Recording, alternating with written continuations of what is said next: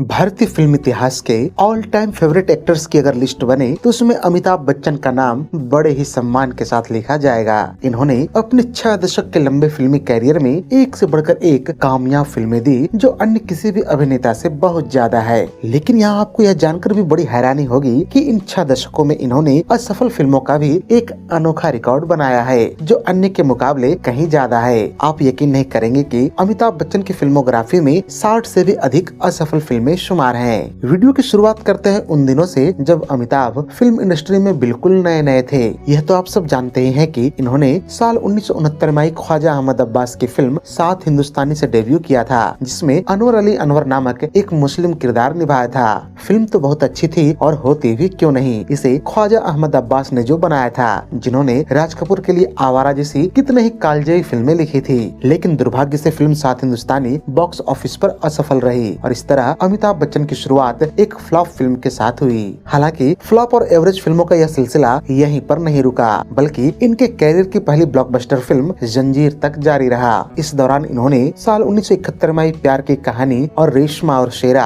1972 में आई संजोग, रास्ते का पत्थर, एक नजर, गरम मसाला, बंशी बिरजू और बांग्ला फिल्म जवान, 1973 में आई सौदागर, बंधे हाथ और गहरी चाल जैसी कुल 13 नाकामयाब फिल्मों में काम किया। हाँ, इस दौरान इनकी 2 फिल्में साल 1971 में आई आनंद और साल 1972 में आई बॉम्बे टू गोवा सफल तो अवश्य रही, लेकिन इन फिल्मों की सफलता का श्रेय इनके हिस्से नहीं आया। जहां फिल्म आनंद की सफलता का सेहरा राजेश खन्ना के सिर बंध गया, वहीं बॉम्बे टू गोवा के सफलता की वजह महमूद साहब को माना गया। खैर, जंजीर जब रिलीज को थी तो इस फिल्म से भी अमिताभ बच्चन साहब को कुछ खास उम्मीद नहीं थी। यहाँ तक कि इस फिल्म के प्रीमियर के दौरान लोगों ने अमिताभ को खूब इग्नोर किया और सारी तवज्जो प्राण साहब, अजीत और जया भादुड़ी को मिला।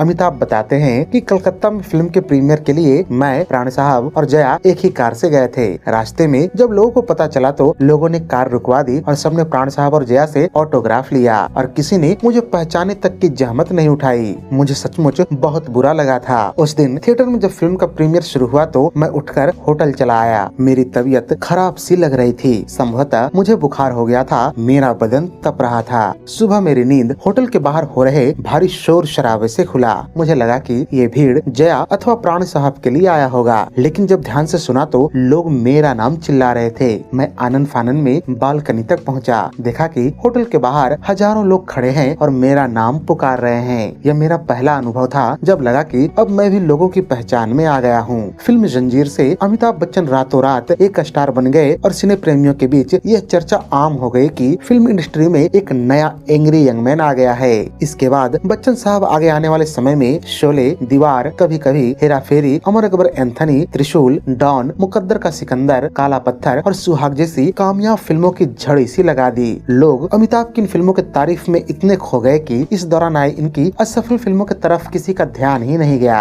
गौरतलब है कि इस दौरान इन्होंने 1 दर्जन से भी अधिक नाकामयाब फिल्में दी जिनकी चर्चा कम ही होती है। ये फिल्में हैं साल 1974 में आई बेनाम, 1975 में आई मिली, जमीर और फरार, 1977 में आई चरणदास, आलाप और ईमान धर्म, 1978 में आई बेशरम, 1979 में आई द ग्रेट गैम्बलर, जुर्माना और मंजिल, 1980 में आई 2 और 2 5 और शान। हालांकि कुछ लोग शान को एक असफल फिल्म नहीं मानते और जब उनसे इसका तर्क मांगा जाता है तो कोई सटीक तर्क भी नहीं देते। हाँ, यहाँ ऐसा भी नहीं है कि फिल्म बुरी है इसलिए असफल रही। असल में सिप्पी फिल्म्स ने शोले की बेशुमार सफलता के बाद इस फिल्म को 5 साल का लंबा वक्त लगाकर बनाया, जिसमें बेहिसाब पैसा खर्च किया। दर्शकों को उम्मीद थी कि शोले के बाद शान उसी पैटर्न पर बनी होगी, लेकिन यह एक मॉडर्न फिल्म थी जिसमें भर भर के टेक्नोलॉजी का इस्तेमाल हुआ था। उधर फिल्म के दोनों शीर्ष नायक अमिताभ और शशि कपूर पूरी फिल्म में गाना गाते और कॉमेडी करते नजर आए। फिल्म के लेखकों में से एक जावेद अख्तर बताते हैं कि कहीं न कहीं फिल्म के स्क्रिप्ट में हमने बड़ी चूक कर दी थी। अब आप ही सोचिए कि जब बड़े भाई का कत्ल हो गया हो तो क्या उसके छोटे भाई अपनी प्रेमिकाओं के साथ गाना गाएंगे?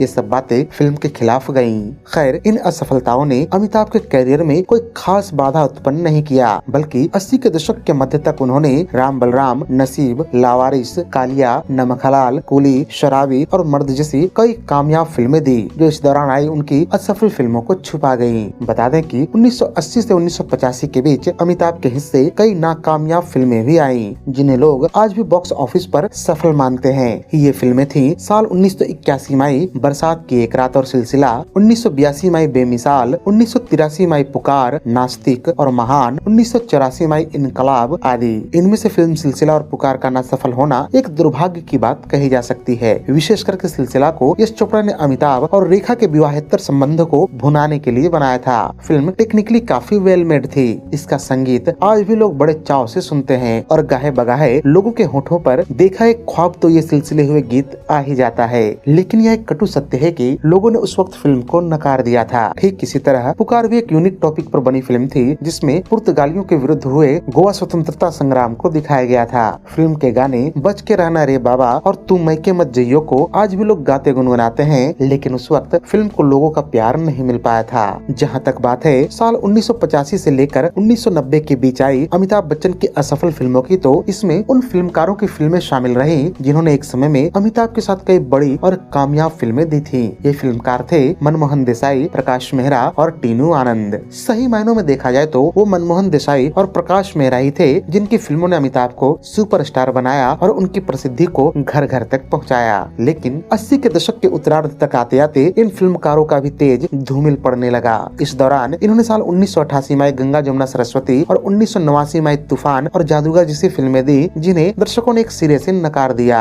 इसी दौरान कालिया जैसी कामयाब फिल्में देने वाले टीनू आनंद ने भी 1989 में मैं आजाद हूँ जैसी असफल फिल्म दी। उधर अमिताभ की कमबैक फिल्म के तौर पर बहुप्रतीक्षित फिल्म अग्निपथ भी साल 1990 में आकर बॉक्स ऑफिस पर दम तोड़ गई। लोगों ने इस फिल्म की असफलता के पीछे कई कारण गिनवाए, लेकिन जिसकी सबसे ज्यादा आलोचना हुई वो थी अमिताभ बच्चन की आवाज। इस खामी को सुधारने के लिए उनकी आवाज को रीडब भी किया गया, लेकिन परिणाम जस की तस बनी रही। अमिताभ के सितारे अब गर्दिश में जाने लगे थे। एक समय पर इनकी तूती बोलती थी, लेकिन अब इनका स्टारडम गिर रहा था। उन्होंने आत्ममंथन करने की सोची और नई फिल्में साइन करनी बिल्कुल बंद कर दी। हाँ, अब भी इनकी वो फिल्में जरूर आ रही थी या आने वाली थी जिनकी शूटिंग ये पहले ही कर चुके थे, लेकिन इन फिल्मों ने भी कुछ खास कमाल नहीं किया। ये फिल्में थी साल 1991 में आई अजूबा, इंद्रजीत और अकेला तथा 1992 में आई खुदा गवाह। इस दौरान अगर इनकी फिल्म हम बॉक्स ऑफिस पर सफल नहीं रहती तो सचमुच ये असफलता की मिसाल बन जाते। हालांकि असफलता का यह सिलसिला आगे भी जारी रहा, जहां न केवल इनकी कंपनी ABCL पूरी तरह से दिवालिया हो गई, बल्कि इनकी कई फिल्में बॉक्स ऑफिस पर धराशायी हो गई। ये फिल्में थी साल 1994 में आई इंसानियत, 1997 में आई मृत्युदाता, 1999 में आई लाल बादशाह, हिंदुस्तान की कसम और कोहराम। ये वो दौर था जब अमिताभ अपनी कंपनी के डूबने के बाद पूर्ण रूपेण दिवालिया हो गए थे। उधर बैक टू बैक असफल फिल्मों के बाद इनको फिल्में मिलनी पूरी तरह से बंद हो गई थी। ऐसे में अमिताभ को उनके पुराने मित्र व कमाल के फिल्म मेकर यश चोपड़ा साहब का सहारा मिला और उन्होंने अपनी आगामी फिल्म मोहब्बतें में इन्हें एक सहायक पर बेहद ही महत्वपूर्ण भूमिका में लिया। साल 2000 में यह फिल्म सफल रही और अमिताभ ने अपने कैरियर के दूसरे पारी की शुरुआत की। अब ये पिता और भाई सरीखे सहायक भूमिकाएं भी स्वीकारने लगे और इनका कैरियर चल निकला। हालांकि यह ऐसा भी नहीं रहा कि इस दौरान आई इनकी हर फिल्म सफल रही। बात करें साल 2000 से लेकर 2010 के बीच आई इनकी असफल फिल्मों की, तो वो फिल्में रही साल 2001 में आई अक्स, 2002 में आई हम किसी से कम नहीं, 2003 में आई अरमान और बूम। साल 2004 में इनकी आधा दर्जन से भी अधिक फिल्में असफल रही। ये फिल्में थी एतबार, देव, लक्ष्य, दीवार, क्यों हो गया ना, हम कौन है, अब तुम्हारे हवाले वतन साथियों आदि। हालांकि यह भी एक सच है कि अमिताभ इन फिल्मों के लीड रोल में नजर नहीं आए थे, लेकिन असफलता तो आखिर असफलता ही होती है। इनमें से फिल्म लक्ष्य, दीवार और अब तुम्हारे हवाले वतन साथियों की असफलता थोड़ी बेमानी सी लगती है, क्योंकि ये न केवल टेक्निकली वेल मेड फिल्म थी बल्कि बड़े बजट की भी रही। फिल्म लक्ष्य को लेकर यह कहा जाए तो गलत नहीं होगा कि ये भारतीय सेना पर बनी अब तक की सबसे एक्यूरेट फिल्म है। इस बात की पुष्टि कई सैन्य अधिकारी भी कर चुके हैं। खैर, आगे आने वाले समय में बच्चन साहब की जो असफल फिल्में रही वो थी साल 2005 में आई पहेली, विरुद्ध, दिल जो भी कहे, एक अजनबी और डरना जरूरी है। 2006 में आई फैमिली और बाबुल, 2007 में आई एकलव्य, निशब्द, झूम बराबर झूम, राम गोपाल वर्मा की आग, द लास्ट लेयर और भोजपुरी फिल्म गंगोत्री। 2008 में आई यार मेरी जिंदगी, भूतनाथ, सरकार राज और गॉड तुसी ग्रेट हो। 2009 में आई अलादीन, 2010 में आई रण और तीन पत्ती। खैर, साल 2010 के बाद अमिताभ ने अपने उम्र का ख्याल रखते हुए थोड़ी कम फिल्में साइन करनी शुरू कर दी। अब वो बड़ी सावधानी से फिल्में चुनते, लिहाजा उनकी असफल फिल्मों का ग्राफ गिरने लगा। इस दौरान उनकी गिने चुने फिल्में ही नाकामयाब रहीं, जो निम्न है। साल 2012 में आई डिपार्टमेंट और भोजपुरी फिल्म गंगा देवी, 2015 में आई शमिताभ, 2016 में आई की एंड का, 2021 में आई चेहरे, 2022 में आई झुंड और रनवे 34। हालांकि यह भी एक अकाट्य सत्य है कि फिल्म के फ्लॉप होने का मतलब यह नहीं होता कि उसके एक्टर्स और मेकर्स ने मेहनत नहीं की, बल्कि कई बार यूं भी देखने को मिलता है कि अच्छी फिल्में भी दुर्भाग्यवश फ्लॉप हो जाती हैं। तो ये थी सदी के महानायक अमिताभ बच्चन की असफल फिल्मों पर हमारी एक विशेष प्रस्तुति। उम्मीद है कि ये वीडियो आपको बेहद रोचक लगी होगी। अगर वीडियो पसंद आई हो तो इसे लाइक व शेयर भी कर दे तथा ऐसे ही दिलचस्प वीडियोस की नोटिफिकेशन पाने के लिए चैनल को सब्सक्राइब करके बेल आइकॉन में ऑल का बटन दबाना न भूलें। धन्यवाद।